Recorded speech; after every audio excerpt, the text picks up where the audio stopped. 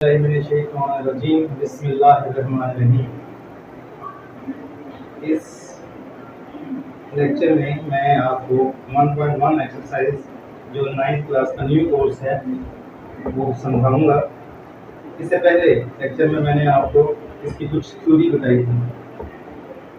तो अब हम 1.1 का क्वेश्चन नंबर 1 पहले पढ़ लेते हैं। आप भी अपनी बुक्स निकालिए। वो कह रहा है दर्ज झैल में से हर एक को नातिक या गैर नातिक अदाद के तौर पर शिनाख्त करें। आपने आइडेंटिफाई करना है दिए हुए अज्जा में से कि रैशनल कौन सा है, इर्रेशनल कौन सा है,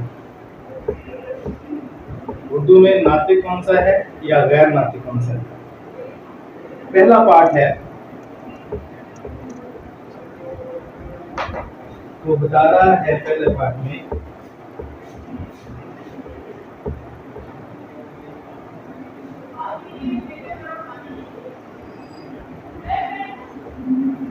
2.35 और 35। इसमें रिपीटेशन उसने शो करती है, लेकिन जिसकी जरूरत नहीं थी वैसे भी यहाँ पे आकर टर्मिनेट हो रहा है। तो ये इसका जो डेसिमल फ्रैक्शन है वो टर्मिनेट हो रहा है कि अगर आप किसी ऐसे नंबर का स्क्वायर रूट लेते हैं अगर वो परफेक्ट स्क्वायर नहीं है, यानी कि जैसे 4 है, 4 जो है वो 2 का परफेक्ट स्क्वायर है, 2 का स्क्वायर लेंगे तो 4 आ जाएगा, और 9 जो है वो 3 का परफेक्ट स्क्वायर है। लेकिन 7 किसी चीज का स्क्वायर नहीं है। और फिर ये परफेक्ट, जब आप किसी ऐसे अदद का स्क्वायर रूट लेते हैं जो वो खुद किसी भी अदद का परफेक्ट स्क्वायर ना हो, तो फिर उसका जो जवाब होता है वो इर्रेशनल नंबर है। ये आपने याद करना है।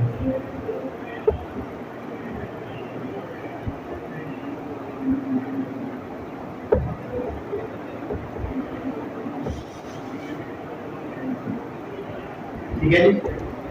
अब अपने बुक पे जाएं। उसके अगला क्वेश्चन है ई। फिफ्थ पार्ट है ई।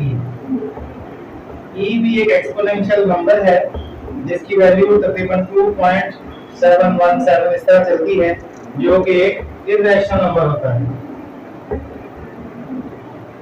इसको जब सॉल्व करेंगे तो उसका भी डेसिमल पार्ट जो है वो नॉन टर्मिनेटिंग और नॉन रिकरिंग होता है।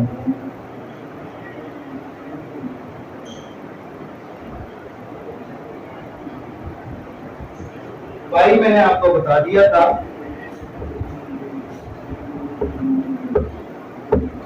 कि 2 पाई जो होता है ये होता है 22/7। इसको मैंने लास्ट लेक्चर में डिवाइड करके भी बताया था।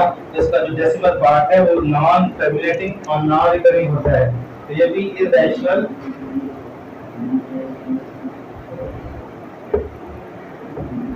नंबर होगा। ठीक है जी। इसके बाद आपके पास जो पार्ट है 7, उसमें बोल रहा है 5 + 11 का स्क्वायर रूट। अब जो 5 है ये आपका रैशनल नंबर है, तो 5 को आप 3/2 फॉर्म में लिख सकते हैं। आप कहेंगे सर कैसे? तो 5 = 10/2 भी हो सकता है, 5 आपका 15/3 भी हो सकता है। 3/2 फॉर्म में आ रहा है ये।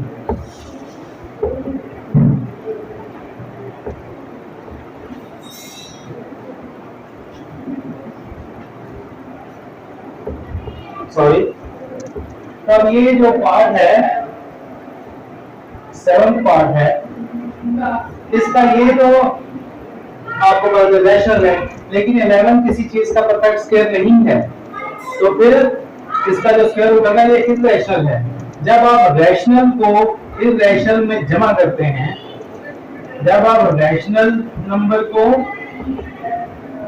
प्लस इर्रेशनल नंबर के साथ ऐड करते हैं तो आपके पास इररेशनल नंबर आ जाता है। ठीक है जी, लिहाजा ये क्या होगा, इररेशनल नंबर होगा।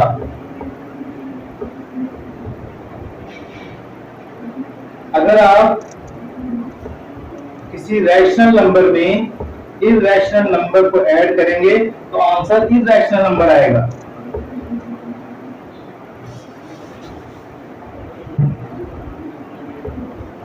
अगला पार्ट है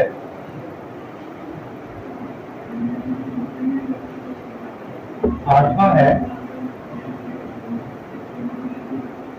बोल रहे हैं 3 का अंडर रूट प्लस 13 का अंडर रूट। अब जब आप किसी इररेशनल नंबर में इररेशनल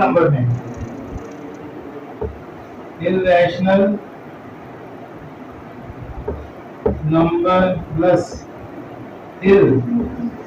इररेशनल नंबर को ऐड करते हैं तो आंसर आपका इररेशनल नंबर ही आता है। देखिए तुम्हारे जो मैंने पहले लिखी थी स्टेटमेंट, इक्वेशन जो है, ये भी एक इक्वेशन बन गई है कि इररेशनल नंबर में अगर आप इररेशनल नंबर को ही ऐड करेंगे तो आपके पास इररेशनल नंबर ही आएगा। इस सूरत में ये भी इररेशनल नंबर है, ये भी इररेशनल नंबर है।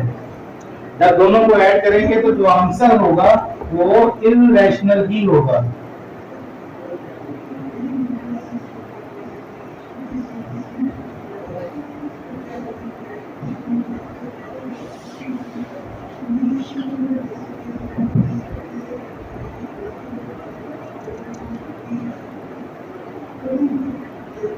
अगला क्वेश्चन है, वो आपसे पूछ रहा है कि अगर 15 को मैं 4 पर डिवाइड कर दूं, अगर 15 को मैं 4 पर डिवाइड कर दूं तो क्या ये रैशनल होगा या इररेशनल? ये तो मैं थोड़ा आसान है, आप 15 को अंदर रखकर 4 पर तकसीम कर देते हैं, 4 3 12, 4 3 12, 3 आ जाएगा, छोटा है, चले जाएंगे 0, 4 7 28, 0 लगाएंगे, 4 5 20, तो ये क्या आ गया आपके पास 3.75 आ गया है। इसका जो डेसिमल पार्ट है वो टर्मिनेटिंग है, लिहाजा ये क्या हो जाएगा, इररेशनल नंबर हो जाएगा, जिसका डेसिमल पार्ट जो होगा वो नॉन टर्मिनेटिंग हो जाए तो फिर वो रैशनल नंबर हो जाएगा, रैशनल नंबर होगा।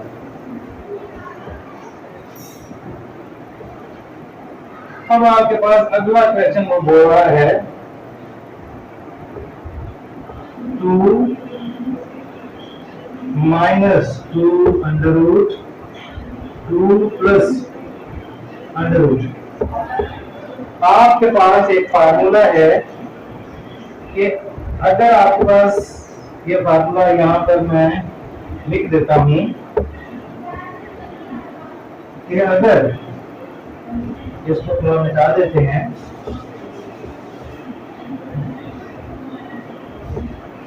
अगर a प्लस बी हो इंटू ए माइनस बी हो तो वो ए स्क्वायर माइनस बी स्क्वायर के बराबर आता है।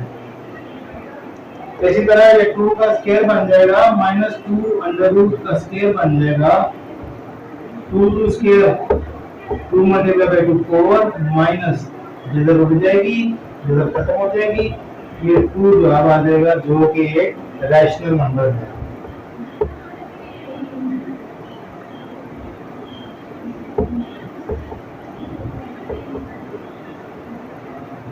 ये अभी मैंने आपको सेकेंड लेक्चर में क्वेश्चन नंबर 1 करवाया है, एक्सरसाइज 1.1 है। इसको आप गौर से देखें, इसके बाद आपको क्वेश्चन नंबर 2 करवाऊंगा। अल्लाह हाफिज।